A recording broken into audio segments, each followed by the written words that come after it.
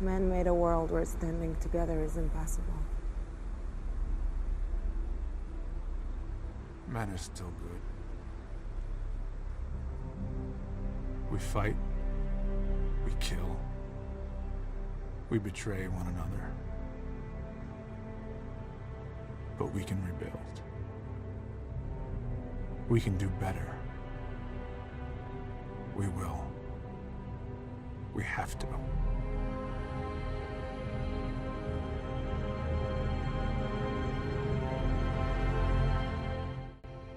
What's going on, guys? This is the Review Tube, and this is going to be a new series I'm starting, which is called Fig and Tribute, where I'm going to be talking about some figures I own from a movie or franchise and going over my thoughts about said movie or franchise. So today we are going to talk about the Snyderverse and specifically BVS, because I've recently watched the movies and I've got the Blu-ray disc here.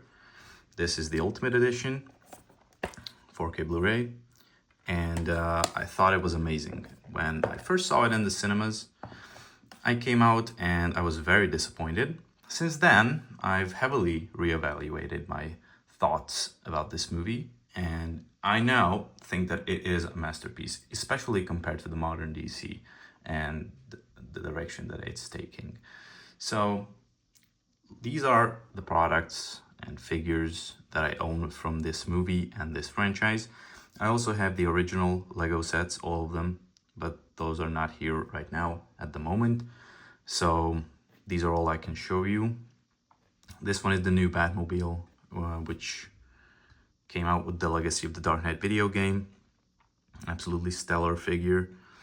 I've never talked about Legos on this channel, so I don't think I will, but I had to mention it here. We have the McFarlane toys. BVS Batman, which I have modded and repainted a little bit. And we have the armored suit from Mafex. I believe this is the 1.0, but this is still a stellar figure. So, BVS.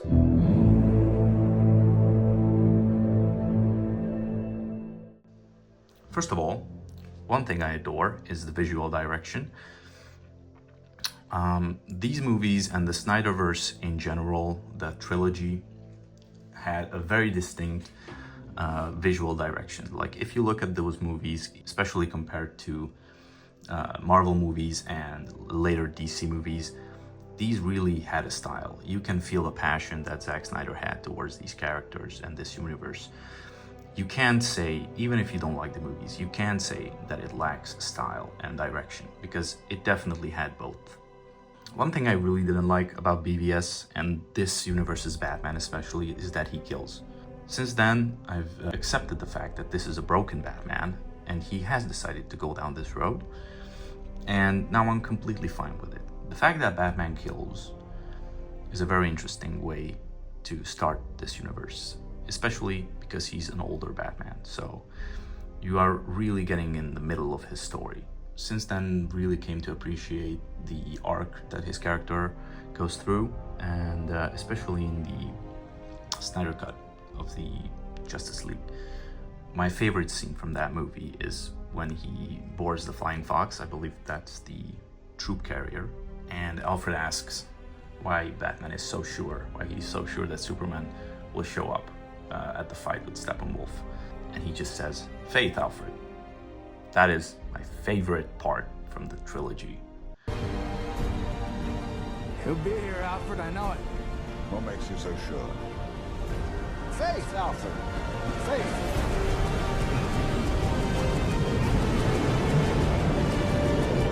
It is amazing. It was so refreshing to see Bruce say faith. He's operating on faith, and we see a redemption arc. And I think, and Batman believes as well, that his enemies can be redeemed. So that is a very, very nice arc.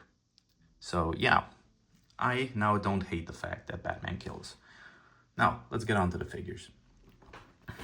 This Mafex 1.0 Batman, I don't have all the accessories for it. These are the only ones that I have, some hands and the grappling gun, which is pretty nice. You know, it's very detailed. I'm not gonna talk so much about the figures. I just wanted to give my opinions on this franchise and the movie. But yeah, this is a really nice representation of this suit that we see in the movie. It's got pretty great articulation. These shoulder pads are a bit wonky, but I really like the head sculpt that they've gone with. I don't think it's outdated. I think this does the job just fine. And he has a very nicely textured cape, which is wired, so you can pull off some really dynamic poses with this guy. Now, one thing I dislike is his legs are loose, like this hip joint. But yeah, this figure, pretty nice representation. Very detailed, pretty good articulation. And yeah, paint work, sculpt work, it's pretty amazing. From him, you can come to expect this from a Mafex figure, but yeah, this one doesn't disappoint.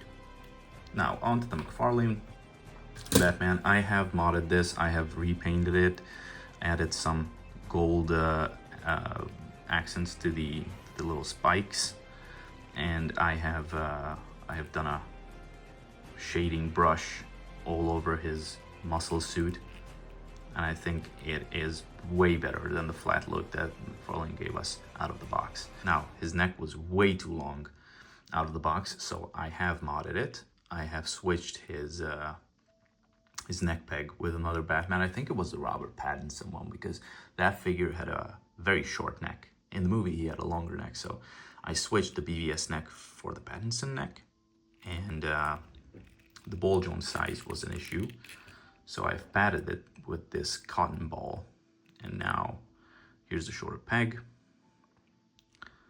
and now it fits like a dream, and the articulation didn't suffer. Now, you can criticize this head sculpt all you want, because this isn't Ben Affleck. Like, I don't think they had the license to him. They had one tactical suit from the Snyder cut, and that had a really, really accurate head sculpt. This is not accurate at all, but with the shorter neck, he looks much more menacing, in my opinion. And with the slight brush and repaints, I also added some black to his belt where these pouches meet, so it has a much more depth to it. This is a pretty good representation of the BVS suit, I think. So yeah, his cape is not amazing, of course. It's not wired, but what can you do, you know? Now, one thing with this guy is his accessories are atrocious. He has these little grapple gun holding hands, and he has a way oversized, unpainted black grapple gun. It is horrendous. I really don't like this. I never use it. I just took it out of my box to show it in the video, but it is just awful. Very awful. He has another grapple gun holding hand, and also a horrendous unpainted pure black, very thick Batarang. Like, it looks ridiculous. The shape is all right, but it's way too thick. It's way too big, and it looks childish, you know, feels very cheap. But with these slight modifications that I've done to the figure, I'm using the fists because these hands feel very oversized when you actually put it on him. But with these slight paint modifications and shortening the neck, he's much more intimidating now, and I really, really like this figure. I've just rewatched the Dark Knight Returns animated movies, and I really like those. And from the second movie, this is basically just that. His outfit from the second movie, just in live action. Zack Snyder already said that he desperately wants to direct a live action version of the Dark Knight Returns story. It's one of his favorites from the Batman mythology. So yeah, if you fold his cape back, it's pretty nice. It has a nice shape. So yeah, this figure, it's pretty mid out of the box, but these modifications, I would give it a 7.5 out of 10. It looks visually pleasing now, at least. So yeah. And now, on to the Lego set. I really like the new game. It was a bit short, but that's all I can bring up. I really like the Arkham connection that they did. And yeah, in the game and in real life, this Lego Batmobile looks amazing. And finally, we got an updated armored Batman from the BVS movie. I really like it. He has a smiling head on the other side, which is weird. I don't think we've seen Batman smile in this suit. But yeah, paintwork really nice. Love this little armor piece. And it was a much needed upgrade because the first release was very inaccurate. I didn't like that. And the base suit was fine, but the armored suit was very inaccurate. It had a bat symbol and a huge armor piece covering the whole torso print. So this was a much needed upgrade, and I understand why they chose to go with this figure over the regular Batman suit from BVS. So yeah, it's amazing. Now, I want to talk about the movie a little bit more. A lot of people didn't like Lex Luthor in the film, but I think I just loved Jesse Eisenberg as an actor, and I think he did a terrific job. Like, I haven't seen Smallville or the original Christopher Reeve Superman movies, so I didn't have any experience with Lex Luthor other than the Injustice games, but I loved this unhinged energy of this Lex. He's just pure unpredictability, but he's very smart also. And watching the Ultimate Edition, his plan is much more clear. Now, it was much more, I would say, structured, the way it came together. So yeah, those are my thoughts on BVS. I think that today's movies really lack the visual direction and the heart that this trilogy had for these characters. You know, I think Zack Snyder loves these heroes, and he wanted to do something different. He wanted to do something that fits his idea of how these heroes should act in our world.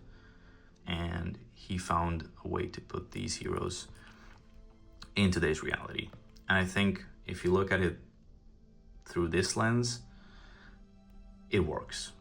His Batman would end up being this redeemed hero, and Superman would in the end become the hopeful, cheerful hero that we know from those other movies and from those other interpretations.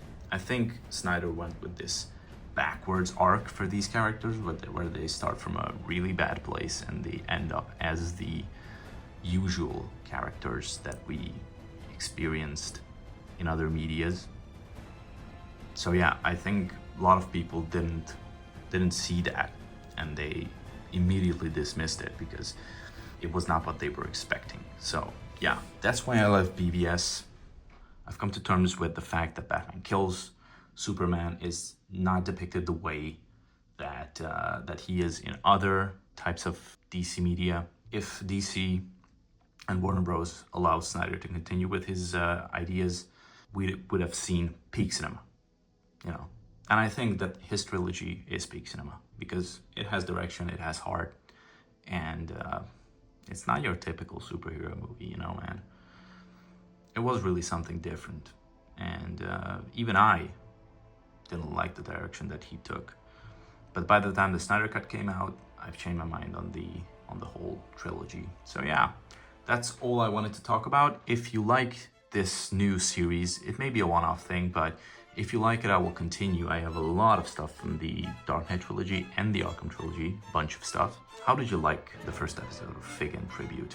Let me know in the comments. Stay safe, and thanks for watching.